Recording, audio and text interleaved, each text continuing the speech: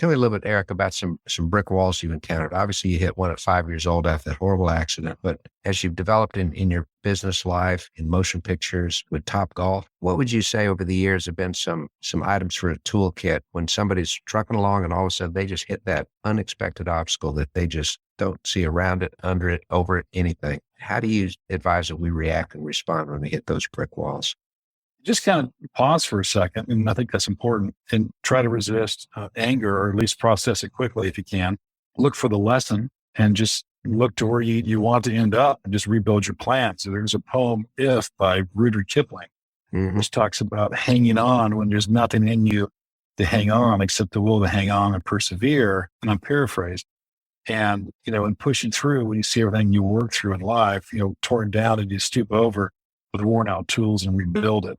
But the idea is to, don't expect things to go easy, as they just don't. Life is difficult, but that gives you opportunity.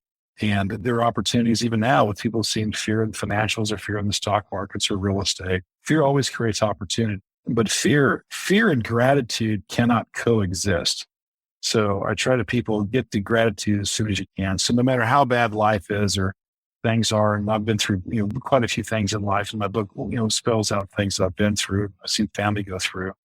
And a lot of people, it's not that I'm unique in having difficult times, but it's that, how do you get to be, I'm grateful for my health. I'm grateful. There's something you can be grateful for today, no matter where you are, and then build on that. And then use that gratitude to help change your attitude that can allow you to begin to plan.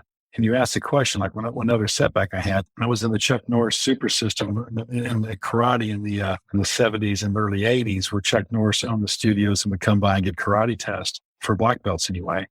And there were 3 of us testing for black belt, and 3 of us failed.